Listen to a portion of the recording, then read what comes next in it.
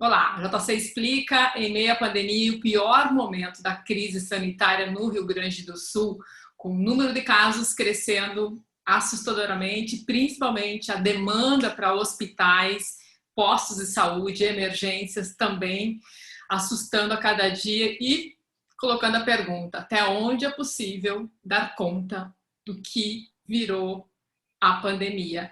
Está aqui com a gente no JC Explica para trazer mais informações e tentar elucidar um pouco, né, do que a gente está vendo nesse esforço aí, que talvez seja sobre-humano já, a doutora Beatriz Chan, que é do Hospital de Clínicas. Ela coordena justamente o grupo de enfrentamento da pandemia da Covid dentro de uma das maiores instituições hospitalares do Rio Grande do Sul. Como estão, nesse momento, as equipes que acompanham toda essa pressão por atendimento dentro do Hospital de Clínicas? Nós trabalhávamos usualmente com 62 leitos críticos, recebemos verba do Ministério da Saúde e também vagas temporárias para poder oferecer mais 105 leitos, além dos 62 que nós já vínhamos atendendo.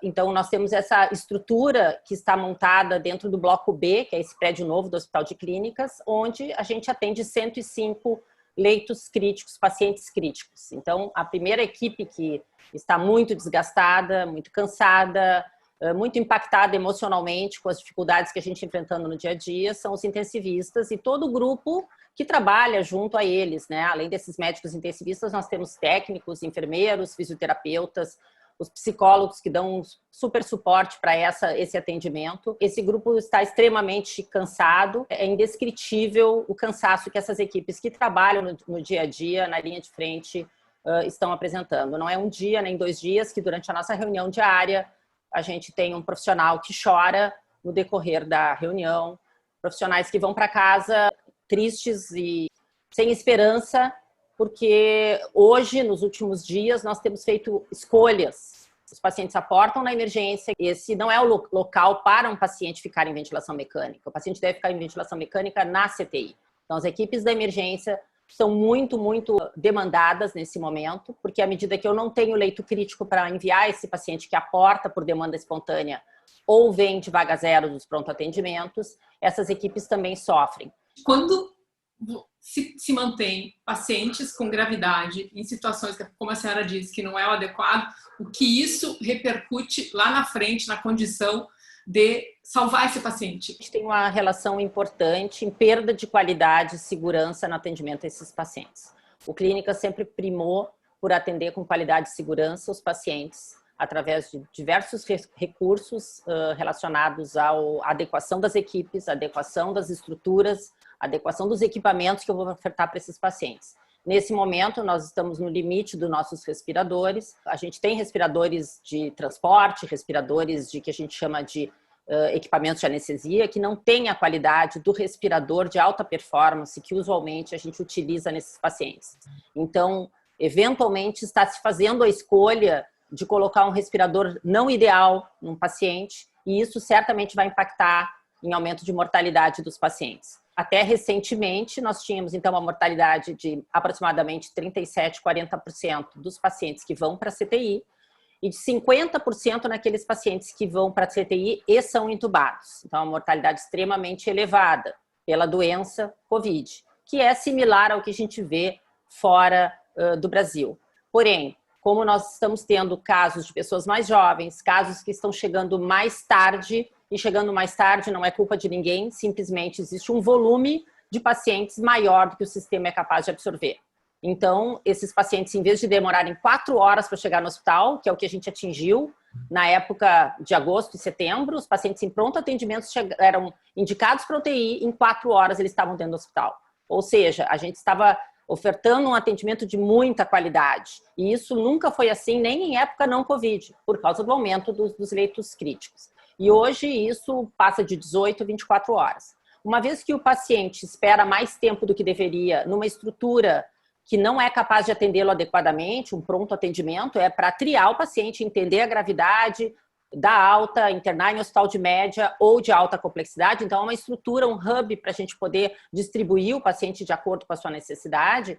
E ele chega e ele, uma vez identificado, precisa de CTI, ele fica mais tempo do que deveria nessa estrutura. Então, sim, nós já estamos observando um aumento de mortalidade nessa fila de espera fora do hospital, e a gente provavelmente, não temos esse dado ainda, mas se nós continuarmos com esse aumento de demanda, é possível que a gente tenha desfechos piores do que a gente vinha tendo até recentemente. Porque se espera que o mais jovem ele tenha uma condição melhor, né, ou mais condição de conseguir superar problemas, né, agressões que a doença pode trazer. Isso caiu por terra em relação à Covid, em relação a... Ou tem a ver com essa questão das condições de rapidamente aportar esse cuidado que a senhora trouxe agora? Certamente que o paciente jovem tem mais condições de sobrevivência do que um paciente idoso ou com comorbidades, outras doenças associadas, tá? Mas nós ainda não conseguimos dizer que esses pacientes jovens têm uma menor mortalidade nesse momento. Isso um conceito, um conhecimento de paciente crítico. O aporte de pacientes mais jovens, quer dizer, a gente tem visto frequentemente nessa fila das unidades de pronto atendimento pacientes que entre 40 e 50 anos, que não se via nunca ou raramente, sem comorbidades, se apresentando para essa fila para serem trazidos, e até eventualmente algum paciente de 30 e poucos anos, sem comorbidades. E se fala muito na escolha, né? Os médicos têm que escolher os pacientes que vão conseguir acessar a melhor estrutura de cuidados. O que é essa prioridade? Como é que dá para a gente assim, esclarecer para as pessoas quem realmente está sendo direcionado para esses cuidados? Porque dá para entender e fica claro que muita gente está precisando de cuidados complexos. Não existe uma diretriz clara, embora no início do ano passado o CRM, o Conselho Regional de Medicina do Rio Grande do Sul, tenha publicado uma diretriz polêmica em relação a essa questão das escolhas. Não se utiliza uma idade limite, não utiliza uma escolha conjunta do quadro clínico, do que aquele paciente precisa. Tá? E, de novo, como a gente tem 3 grandes hospitais com muitos leitos e com muita capacidade, tanto de intensivistas qualificados, como de equipamentos específicos, a gente escolhe. Bom, este paciente precisa catéter de oxigênio, então ele não precisa vir para o clínicas, porque outra estrutura de menor complexidade consegue entregar o oxigênio por catéter, por máscara de Hudson, por ventilação não invasiva. Nós temos os respiradores mais específicos, nós temos o que chama ECMO, que é a circulação extracorpórea, para casos mais difíceis, né? Então, é pela tipologia de atendimento que nós podemos prestar como instituição de alta complexidade e o que aquele paciente precisa. Essa pressão que a gente está vivendo agora, nesse nível que está, quanto ela vai, está se falando nisso também, vai piorar antes de melhorar, mas vocês conseguem vislumbrar a duração dessa fase? Não conseguem. Não conseguimos, porque nós examinamos essa curva diariamente e a curva só cresce. Onde é que isso vai parar? São pacientes sem doença, sem Covid, que estão deixando de ser atendidos. Pacientes oncológicos, pacientes cardiopatas, AVC, infarto. E que a mortalidade desses também vai aumentar, porque eles não têm como acessar o sistema. Nesse caso, com essa configuração, a senhora diria que está se fazendo uma escolha entre o que é o mais urgente, que é a pandemia nesse momento? É provável que sim. Nós temos várias estruturas, nós mesmos no clínicas, nós temos estrutura não Covid para receber os pacientes. Tanto a emergência tem uma estrutura não Covid, a nossa CTI limpa, que teoricamente era para ser limpa, ela tem 62 leitos, metade estão ocupados por pacientes pós-Covid, que a gente chama, quer dizer, eles deixaram de ser contaminantes, ficaram mais do que 14 dias na UTI Covid, eles deixam de ser contaminantes, mas ainda precisam leito crítico, então eles vão para a nossa CTI limpa. Então, eles estão ocupando leitos de pacientes para outras doenças. Mas os nossos pacientes, tanto cirurgias de urgência, como pacientes que aportam na linha de AVC, que a gente chama doença cerebrovascular ou infarto, eles são atendidos numa estrutura mais modesta, naturalmente. Mas esses pacientes, eles também ficam em casa, eles não buscam as estruturas. E toda a rede está estruturada para ter o atendimento desse paciente COVID e dos demais. Mas é claro que os demais estão acessando com mais dificuldade o sistema. O que é possível nesse processo se continuar com a demanda como está? O que o Clínicas vai fazer para conseguir suportar o que vem pela frente? Havia planos até esse nível de 500 leitos aproximadamente. Sempre houve planos e a gente enxerga e existe um modelo de predição que a gente acompanha diariamente. O problema é utilizar os modelos estatísticos, utilizar esse trabalho de visualizar que daqui uma semana vou precisar disso e daquilo, e que daqui a pouco eu não tenho mais esses leitos, e tomar uma atitude. Então, não foi tomada atitude na hora certa. Que nós estamos... Hora, doutora? Qual era a hora? Está lá em dezembro, né? Então, em dezembro, a gente teve a troca da gestão municipal. Ainda bem que nós mantivemos os técnicos que vinham trabalhando na Secretaria Municipal da Saúde e que conhecem intimamente todo esse processo de regulação, porém a diretriz foi diferente. E a gente entende, do ponto de vista econômico, a dificuldade em fechar comércio, em fechar tudo, mas de alguma forma a mensagem de que estava tudo bem foi sempre sendo passada, e não estava. Mesmo a gente tendo aquele pico que não avançou em dezembro, reduziu em janeiro, já se visualizava a questão no Amazonas da variante P1, já se visualizava a possibilidade de, independente de que não existe uma restrição entre as unidades federativas do Brasil de circulação de pessoas. Nós recebemos pacientes por demanda espontânea no decorrer de janeiro, oriundos de Manaus. O primeiro caso da variante P1 foi identificado em Gramado. Não, se em Gramado uma pessoa que não viajou, ela tinha a variante P1, ela teve contato com pessoas. Então, de onde vem? É o tráfego aéreo. Essa explicação vem sendo debatida. E a outra coisa é enxergar que se a gente tivesse um aumento absurdo de casos, a gente não teria condições. Não adianta aumentar leito. O número de leitos, ele não é infinito. E o número de pessoas que estão buscando hoje ultrapassam qualquer 10 leitos que se abra no dia a dia.